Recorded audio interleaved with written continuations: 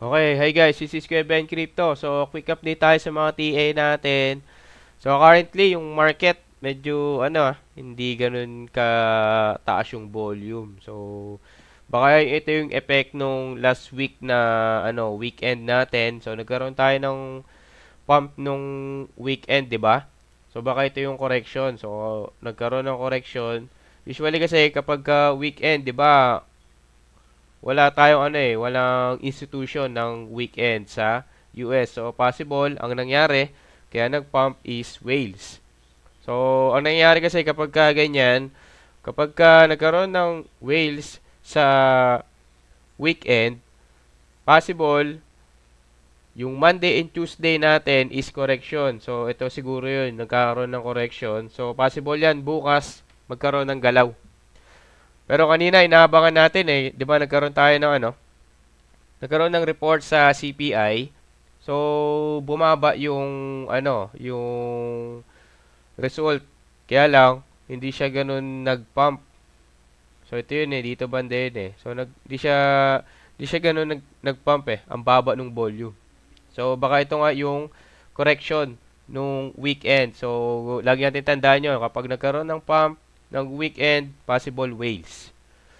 So, ngayon, update tayo dito kay BTC.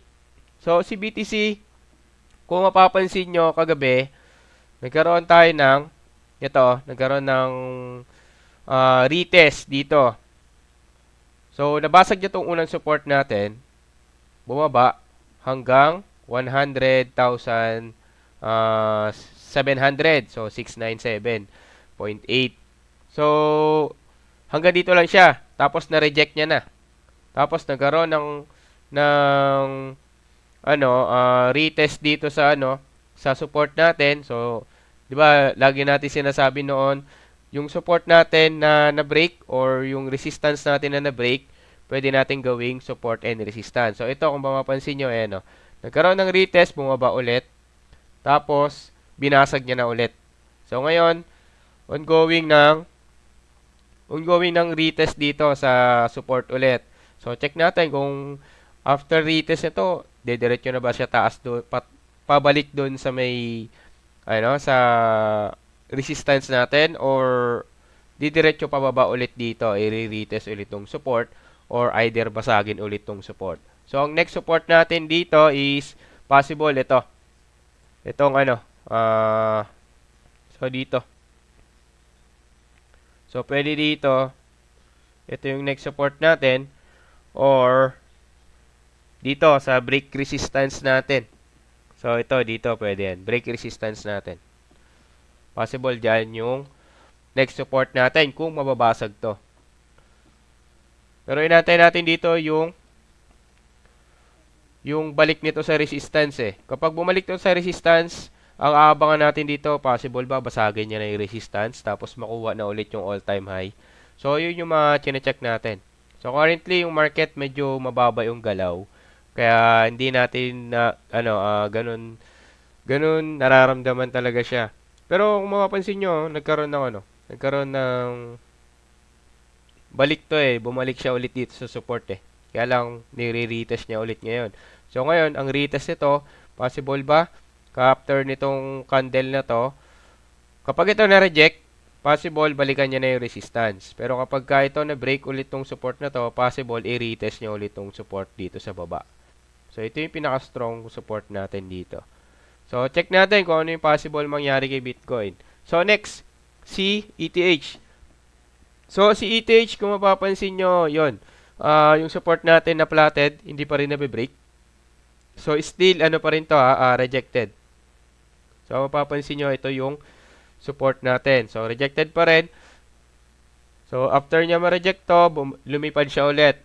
So, possible to, kunin nyo tong resistance.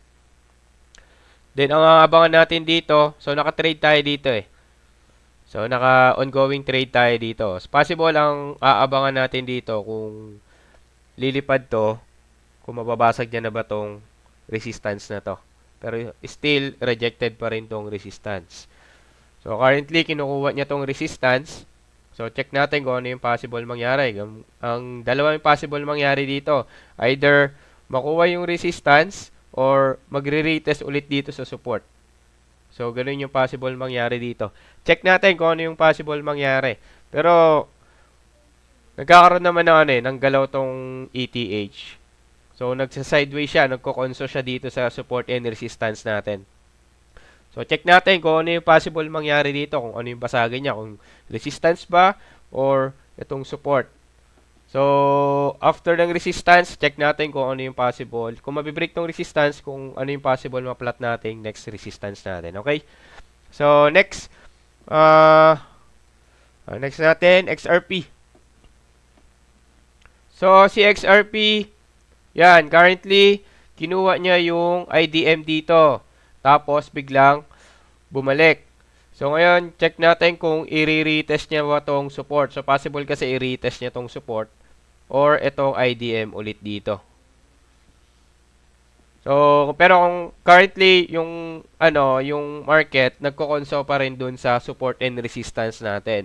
So, antayin natin kung ano yung possible mabasag dito, kung ito bang support or itong resistance.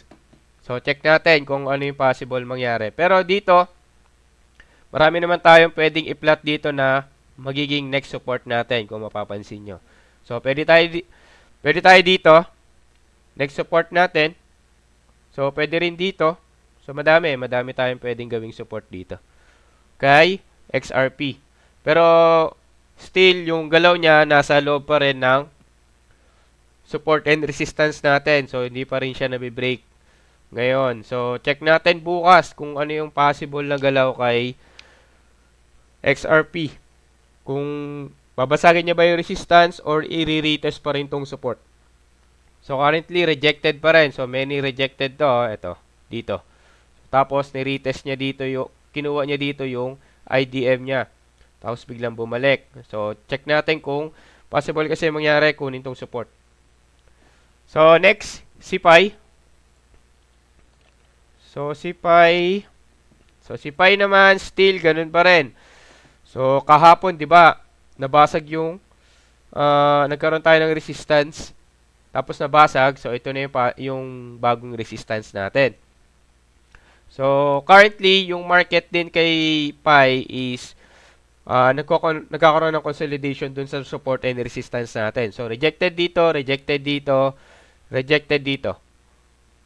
So, check natin kung ito ba si PI magkakaroon ng pump or i-retest niya ulit tong support, tapos biglang balik sa resistance. So, check natin kung ano yung possible mangyari. Pero dito kay PI, ang support natin, meron plotted tayo dito. So, ito yung next na possible support. Kung possible, mabasag to, baka i-retest niya to, tapos biglang bumalik dito sa support. So, pwede tayong pumasok dyan. Kung ganun yung mangyari. Basta antay lang natin kung ano yung possible mangyari. Kaya sinasabi nga natin, 90% waiting, 10% trading lang. So, ganun usually nangyari. Kapag nagde-day trading or position. So, check natin kung ano yung possible mangyari dito kay PI. Last, si Solana. So, check natin kung ano yung nangyari na kay Solana.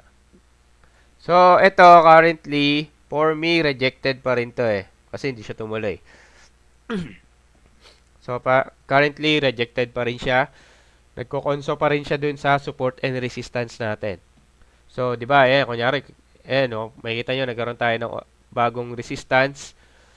Nagkaroon tayo ng break of structure, di ba, kahapon. Tapos, bagong resistance. Kinuha yung support.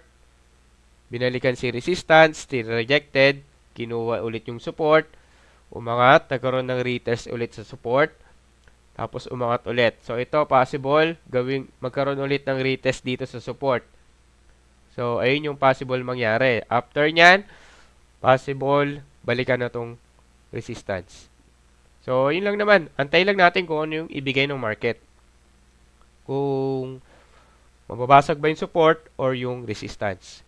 Kasi currently, ang dami nang rejected nitong support and resistance natin. So, kung sinong kunin dito, possible. Lilipad yan kung resistance or bababa to kapag yung support. Kasi, masasabi natin strong support and resistance siya. So, yun lang naman. Quick update lang tayo sa mga TA natin.